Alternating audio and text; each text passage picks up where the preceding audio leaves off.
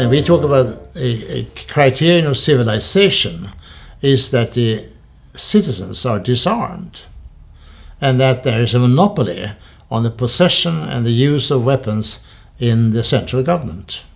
Now, some countries like the US thinks that the citizens should also be allowed even to have automatic weapons. But by and large in the world, their agreement is that no, a recipe for peace in the society is not only that you have laws and that you have a leviathan that enforces the laws against the use of force, but it's also a basic presumption that you disarm individuals. So there is certainly a direct relation, and you have the same idea in the international community. And I spoke about the League of Nations, that a great part of the League of Nations philosophy was disarmament. They wanted to avoid the use of force, and they saw that disarmament was a way of doing that. But the world, we must admit, have been very poor, very unsuccessful in disarmament. We have managed to disarm chemical weapons, it's altogether forbidden, and biological weapons as well. But for the rest, it's been arms control. So not successful. Maybe one can be more successful. We have not been smart enough, though I think experience shows it's very hard. There's not talked much, for instance, about disarmament through budgetary means, that you go in through the budgets of different states and say that now we all agree that military budgets be reduced by 10% from where we are now. And then you can check how the budgets are being used and drawn up in different countries. Maybe there are more ingenious ways of going about it, but I'm not so hopeful about it. I think that disarmament is less difficult with détente. There's a diplomacy comes first. It's also say that at no time is disarmament more desirable than it's tense. Yes, but it's also more difficult when it is tense. So I think diplomacy that seeks a balance of power and that seeks a détente, that it will facilitate disarmament. And we saw that in the 1990s. We talked about the dividend of the détente in lower military costs, and we had lower military costs in many countries in the 1990s. So détente, I think, is fundamental. But there is a link between fewer weapons, lesser weapons, and peaceful relations. Now, the link to humanitarian restrictions on the use of weapons, like the dum-dum bullet and so forth, is not so obvious. I think perhaps it is that the thinking is a humanitarian one. And that is needed in all sectors. We can not let it become simply a mechanical exercise of game theory, but an awareness all the time that we are dealing with human beings and human populations. That I think is very much present in the humanitarian the laws of war, jus in bello.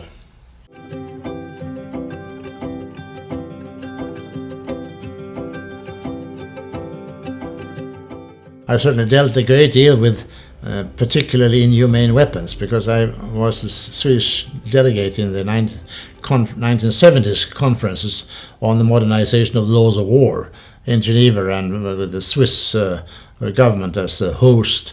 And I was the one who insisted that we should also have new rules against particularly injurious weapons.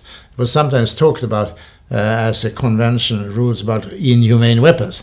Well, I never liked that expression, because all weapons are inhumane. They are for killing, but particularly inhumane weapons. That has a long tradition, and mentioned the origin of it in the 19th century, when they said that some weapons are unnecessarily hurting. The dum-dum bullet is the classical example, but you have the explosive bullets of other kinds, and poison regarded also as particularly injurious and not really necessary for warfare. So in the 1970s, on behalf of the Swedish government, I insisted that we should also work on modern, particularly injurious weapons. And we did, and it was very interesting, and it had some relatively meager results. One target we had was against the modern high-velocity bullets. Now, high-velocity bullets were not like the dum-dum bullets have a soft nose, and the nose spreads against the body and makes very big injuries. Now, the high-velocity bullets, they do not have soft noses, but they tumble on impact, and as they tumble, they go in sideways, and they also created horrible, horrible damages. And we wanted to have some regulation and prohibiting such bullets that would tumble on impact. We failed in that, in getting an agreement, though I think we'd had an impact upon the development of new standard bullets, but not a rule. We did, however, get an agreement on the prohibition of, I think it was laser, anti-personnel laser. And we got also rules about the place anti-personnel mines and the restrictions on the use of incendiary weapons in urban and village areas. And it was my idea that we should not be one convention for each of these, but we should have a framework convention, so a main convention, and you can attach protocols to it for different weapons. And I'm delighted to see that this has continued like that. They have added new protocols to it, so it goes on. And that's valuable. But at the same time, laser, I think, is one of the things that still maintain a new ban on. But one should keep the perspective that we are still talking about marginal effects. The bigger ones, the better known ones, that's against the convention against the biological weapons and the convention against chemical weapons. And the reason, and it's very good that we have these, and it's good that we also have a system of verification regarding chemical weapons. We do not have that regarding biological weapons. But the reason why it has been possible to get these conventions, I think, is that they have not been viewed by the military as essential for warfare. That's why they have succeeded. And it's good that we have weeded out them. They are horrible, but there are still plenty of ways in which war remains horrible. So it gets back to the need for the non-use of force. Now, the focus now, and for a long time, has been on the nuclear weapons as a weapon of mass destruction. And we have had then the examples. We have the Hiroshima and Nagasaki, and people know how horrid this is. Though we must remember that the incendiary weapons in Tokyo probably killed more people than in Hiroshima or Nagasaki.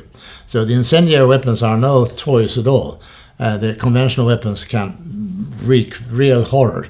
But there is something specifically horrible about radiation, I think. And we can see it also in the many people's aversion to nuclear power. Now, I am in favor of peaceful nuclear power. I think can be a great help for humanity. And it is already in producing enormous amounts of energy without causing any carbon dioxide or sulfur dioxide or nitrogen oxide, etc. So I'm in favor of the peaceful uses of it. But I think that the negative attitude, which is very common against nuclear power and against nuclear, relates to radiation. And I don't see the nuclear weapons as the only thing that is horrible about the future war. I think it's the war itself, and nuclear weapons is a big part of it. And I think that the battle against nuclear weapons is a sort of entry into this discussion, which I think is desirable. I'm not content with just discussing the end of nuclear power, suppression of nuclear power. I'm satisfied only discussing how can we increase the restraint on the use of force. Nuclear weapons is one technique of using force. That's not enough.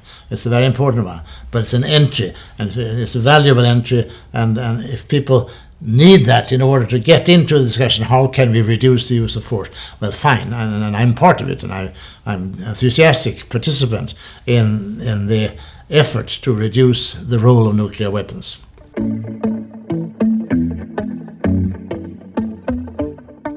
Existence of the nuclear weapons on two sides injects into the two sides a thinking of the consequences if they use them.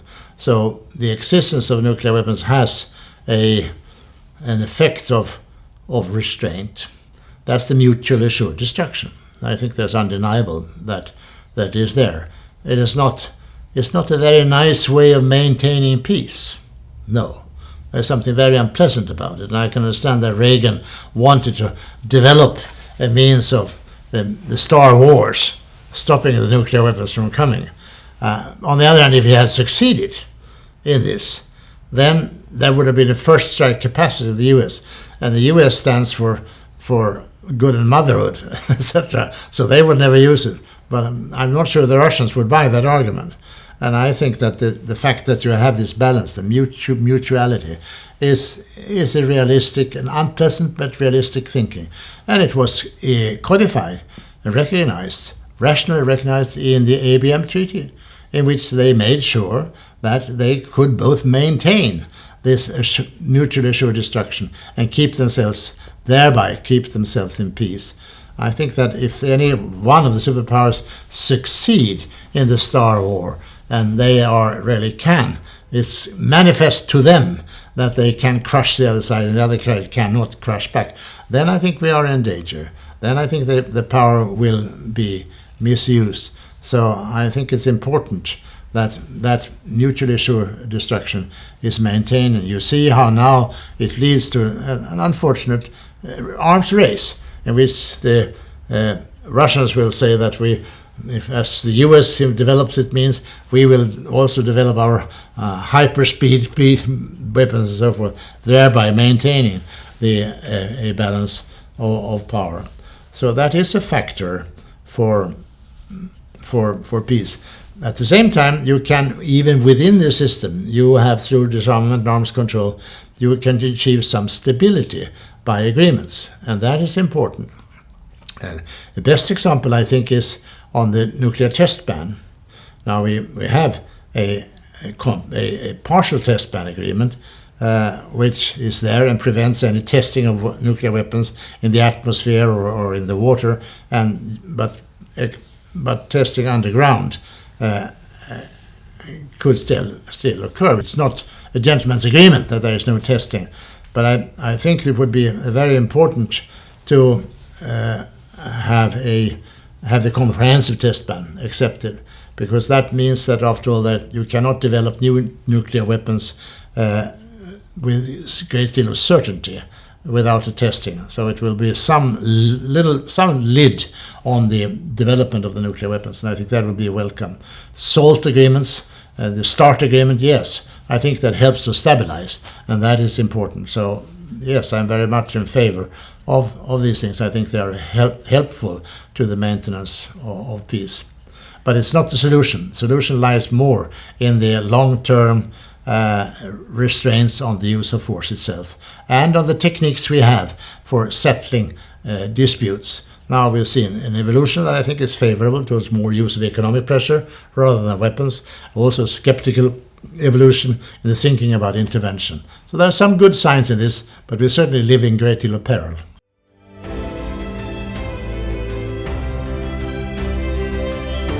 Maybe a restriction or a restraint on cost. The START agreement stipulates a number of missiles that can be had and a number of warheads that can be put on them, etc. So it puts a lid on it, and that may be good from economic point of view and from the point of view of stability as well. Now, the economic side, you may say that's a prosaic, but my God, when the world is spending $1,700 billion a year on military expenditures, I think it's high time that taxpayers all over the place rebel and say that now you find some means under which you can reduce these costs. Here we have a world that is in desperate need of changing the economy of its system for the reduction of generation of energy. And it will cost enormous amounts of sums. Now, should we defend our climate and our living conditions rather than these parochial interests in different countries against each other? Reduce the military expenditure. It's an absurdity, an obscenity that I think we are spending so much money on it.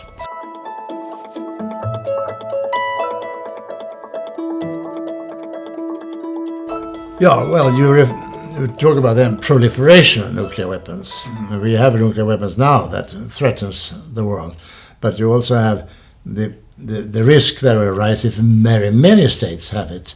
I mean, now you have the risk is reduced by the risk of mutual assured destruction between India and Pakistan, and between US and Russia, or US and China. France and UK may play lesser role. But if this spreads all over, and there are some people who say that that the world will be safer if everyone can use it. But I think the risk of mistakes and misunderstandings, and also that you have some lunatic to get into power somewhere, are too great, and therefore I'm quite convinced that yes, it's highly desirable that we reduce the number of states that have nuclear weapons.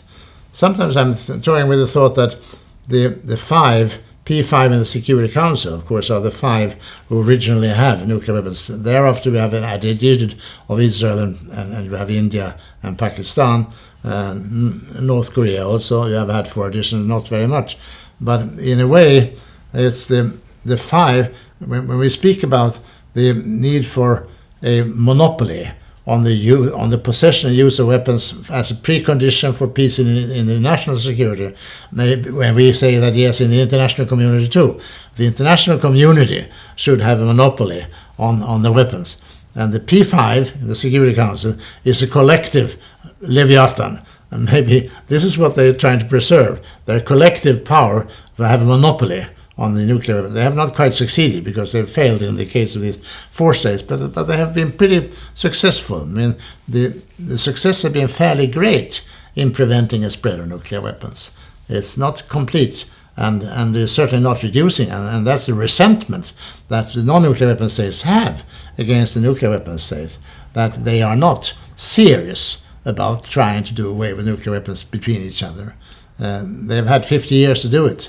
They promised that negotiations towards nuclear disarmament when the NPT was concluded, but they have not really been seriously doing it. Regulation, arms control, some stability, but not really serious. And that is now getting to a frustration among the non-nuclear weapon states. And that's why you have the new convention prohibiting nuclear weapons, which is resented by the nuclear weapon states.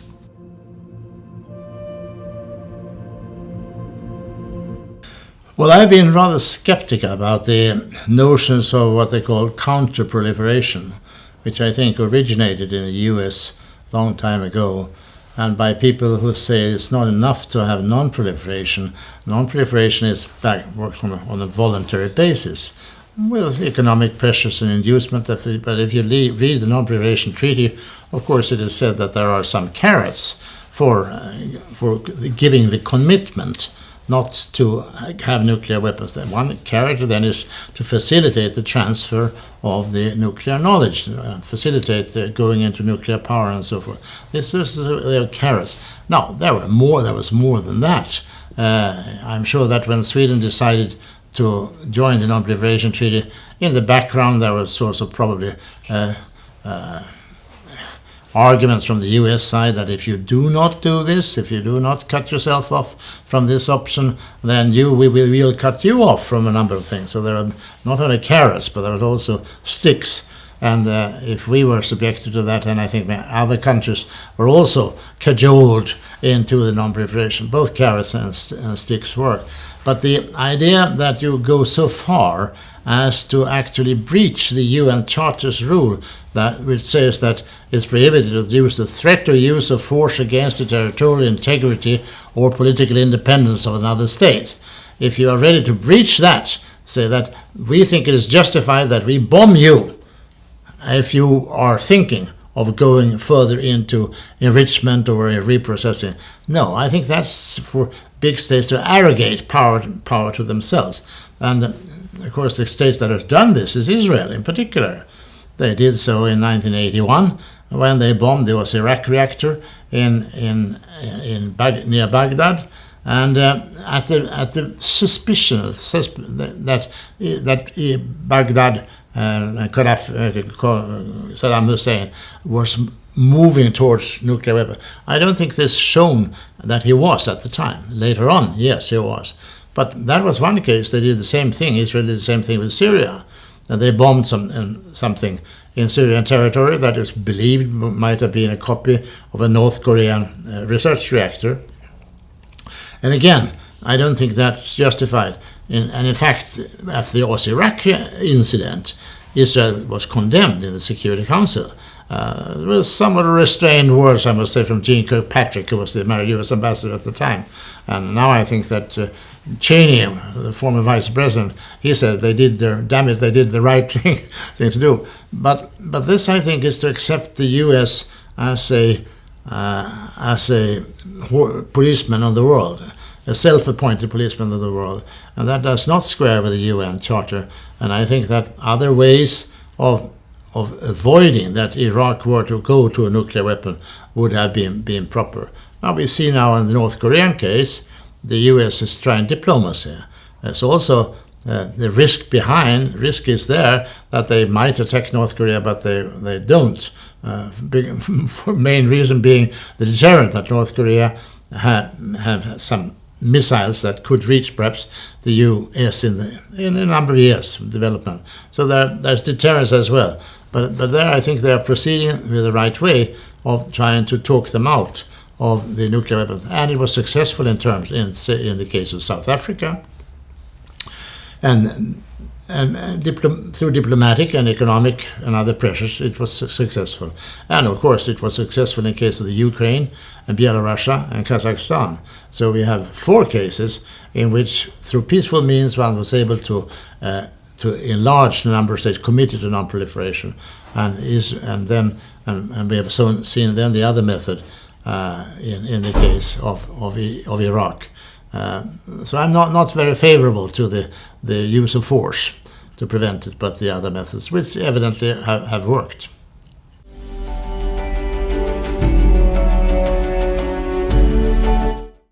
There are many who advocate this zero option, and I will also subscribe to the zero option.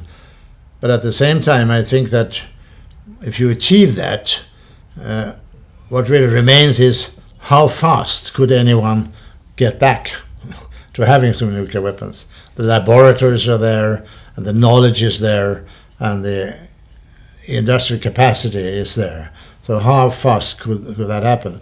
I think it would be a great gain if we could agree with the zero option, and maybe even the verification problem can be solved through safeguards, through very intrusive controls. Yes, I don't think that's out of question. But I don't think we have got away from the risk of the use of force. And you have an area which is not regulated now in regards to missiles. It's strange that not much more is talked about missiles, because missiles are everywhere. You have intermediate range missiles and you have long range missiles. North Korea seems to be able to have an intercontinental missile. Everybody can soon shoot at anybody from any place in the world, and the chances of stopping it, well, they exist, but also they are maybe very hard. If you can send many missiles, well, you can also make it more difficult to stop them. Israelis have the dome that they talk about at the present time. It's very capable, but then you will have development of other types of missiles that can evade them. And we saw how during the war between Iraq and Iran in the 1980s, how the Iraqis were shooting missiles on Tehran and cities in Iran, and you can missiles will be available all around. I think that's a huge problem. It's not nuclear; it's a huge problem, and we haven't really touched upon it. And I don't see any missile control regime that is not a really control regime. It tries to prevent countries from acquiring capacity. But this is not very effective. Iran has missiles, Israel has missiles, and North Koreans have missiles, so they'll be all around. So I don't see that we are approaching a solution of that problem. But I think détente, yes, diplomacy, I agree with that. The deliberate policy of détente, effort to solve difficulties and differences by diplomatic means. That's a fundamental. Once you have détente, it is also easier to go down in the amount of different weapons that you have.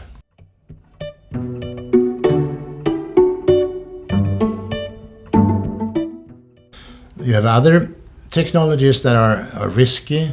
You can take the biological and the development of different biological products and germs, which would be adjacent to the Biological Weapons Convention. We have development of chemicals that we do talk about precautionary principle and so forth, but can we be sure that everywhere in the world they will use precautionary principle in developing new synthetic things or biological products?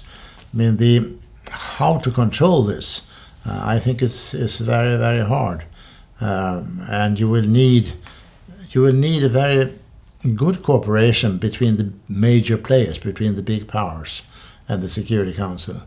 Now, the most obvious risk that we have is that one that we see before our eyes or feel, and that, of course, is the threat against the climate, where we have the emissions of carbon dioxide.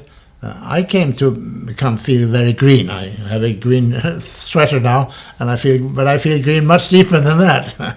I came to this conscience even before the Stockholm Conference on the Environment in 1972, where I was perhaps the chief writer of the Stockholm Declaration. And I felt it because in those days we learned much about the acid rains.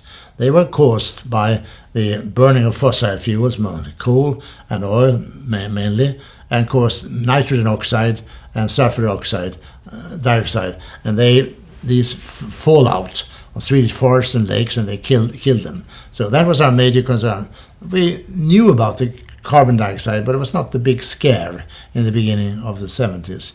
But now you have this scare. For the acid rains, there were solutions. There's a solution of the Convention on Transfrontier Pollution that said that yes, you must not produce this that has the effect in another country. And you had also this is an old legal principle that you are not allowed to undertake something in your territory that damages the other territory. So the stopping of the nitrogen oxides and sulfur dioxide, this legally was not difficult. In practice, they found means against it, like the scrubbers of various kinds on nuclear power plants, etc. So that's not such a big problem any longer. But the carbon dioxide is not something that we have solved by any scrubbers. They talk about means of soaking up the carbon dioxide and injecting it into cavities in the earth and so forth. Well, God bless them. I hope it will work and that they can be economic. Though I'm a bit skeptical about it, and not hope. I wish it were possible, but I think it's doubtful. However, I would, looking at the problem as a lawyer, I think that it's easy to say that if one country is obliged to act in such a manner that you do not, through your emissions, damage your neighbor, then it's equally possible to say that no country in the world can allow to damage all others. And that's what we do when we emit enormous amounts of carbon dioxide. And for that reason, I think that in international legislation, international regulation, a system under which all countries will be obliged to reduce the carbon dioxide according to a common plan is entirely conceptually reasonable and legally reasonable. And I think that the means of verification could also be there. I think it's more difficult to get the first agreement on the limitation, and that's what we're seeing now. Are we going a target of 2% or 1.5% degrees increase in the atmospheric temperature? Where do we land, and what means do we have to achieve it? This is the major and really a civilizational problem for us. I mean, I see two major threats to human civilization. One is the threat of a quick suicide through nuclear war, and the other is a slow suicide through climate change. both are really existential threats that we are faced with, and we have no solutions to either of them at the present time. They may be equally difficult, but I'm worried that on the nuclear side, the paradoxically is a help, and an important help to prevent the suicide through carbon dioxide, is actually the use of nuclear energy for peaceful purposes, since nuclear power can give us endless amounts of energy without any emission of carbon dioxide. It's not a cheap means of doing it, but it's reasonable. See China using it, China, India doing it. They are not rich countries, and yet they go for it, whereas in my country, Sweden, they say, no, it's too expensive. And they are simply pointing to the renewables, the wind power and solar power. And we are not against wind power and solar power. But I think that we are foregoing and missing a gigantic chance in making the utilizing the peaceful nuclear energy, nuclear power. It doesn't happen very often that humanity discovers a new means of generating energy, but they did through nuclear. And the risks, I think, are manageable. I get back to this mysticism of the nuclear that I think has to be dispelled. The mysticism is about radiation, and it's true, radiation is something we don't see it, we don't hear it, we don't smell it, we don't taste it, and therefore you are pretty scared. It's like a gas stove. You're a little scared of the gas stove because you may not notice if there's something lethal that comes out of it. The same with radiation. I think we have to come to grips, or humanity, men have to come to grips with their understanding and relation to radiation. They have to know that we get radiation all the time from the background radiation of the sunshine, that our bodies are also radiating. That radiation is everywhere, and humanity has come to being in a climate where there is radiation, and that it is not essentially different from other types. The poses big, strong radiation poses dangers to us, yes, but it's not essentially different from some other dangers that we have come to grips with. And I'm thinking now of hydropower. Now we use hydropower, and they've used it for a long, long time in our sawmills and so forth. And the sun and the earth gets the rain coming down evenly on the earth, but the earth, Mother Earth, collects it very nicely to us in lakes and in rivers, and those that are on a higher altitude, they use gravity. The gravity of the hydropower is what gives us the energy. We collect it in dams, and then we have hydrofalls, power stations, and we use the gravity. Now, the dams is our way of controlling this energy. When we fail in that, and dams burst, you have enormous accidents. You've had many of them in India, in Italy, and many other places. When the dams burst and all the masses of water come down and flood villages and towns downstream, you have enormous numbers of casualties. So the hydro energy that is generally accepted, it contains also a risk that we have learned to manage, occasionally failed with, but managed to. The same way, I mean, by the nuclear, yes, you have a force here, not gravity, it's the force of radiation, and it is enormous, but we have learned to manage it in the nuclear power plant. We have failed a couple of times, but it is manageable, and we can use it for our benefit. I think we have to, in this way, come to grips with radiation as a natural force, just as natural as gravity, and which the humanity can use in order to also to counter the one of the grave threats to human civilization, which is global warming. It's not the waste of the nuclear power that is a threat to the world now. The threat to the world are the enormous emissions of carbon dioxide, and they have to go down. And that requires a fantastic effort. I think we are lucky, I think I said a while ago, that Russia, China, and India, big states, they are aware of this, and they are ready to cooperate. And I think that U.S. after Trump certainly is also going to come around, just as Europe, I think, has been leading in this. And I think at the current time, as we carry this discussion, I think that the world public opinion is also really, we are at a tipping point, And this young Swedish girl, 15 years old, Greta, has woken up a lot of people, which no public relations or agency could have succeeded in the way she has done. And I think that's fantastic luck. Someone else could have done it, but she's done it, and that's very great, because it's helping to move a world opinion that must be with us if we really are to succeed in this. And even so, it's going to take a great deal of effort. And I think also a reduction of the military expenditures and a placing of this enormous resources in the service of saving the global climate. But there's one other feature in this that is important, very little talked about, as people don't like to talk about nuclear because it's so sensitive. And that, I think, is population control. We know that the means used in China, the one-child policy, or in India at the time, in time of Indira Gandhi, these are discredited and not acceptable. But however, I meet these young people who say that you, how dare you must do something about it. They could also make a very simple determination, and that is among everybody for a two-child family, not more than two. Let two be the norm.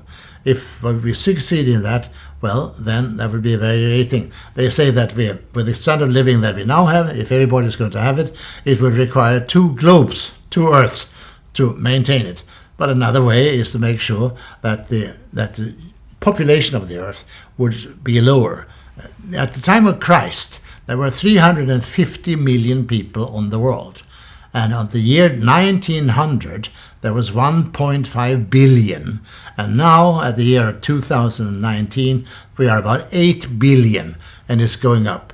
And it's true that there's stagnating population in many countries. In Japan, there's even a reduction in population. I think in Russia, there's been a reduction. Germany and many Western countries also have a stabilization or reduction. Italy has a reduction, if I remember rightly. Now, that's very good that we have a reduction, but we should also see to it that all over the world we have a regulation. May not be. I don't believe in legal bans and punishment, direct punishment.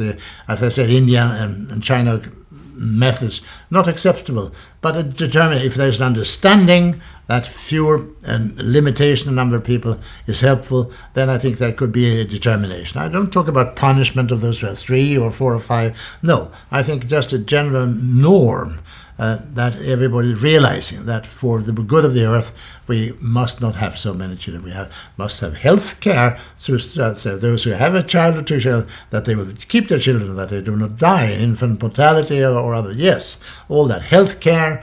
And of course, a major means is the education of women, the education of girls. They go to school, they learn school, they get their professions. The education of women and the emancipation of women is a part of this, a tremendous important area, somewhat forgotten in the current debate of the global warming.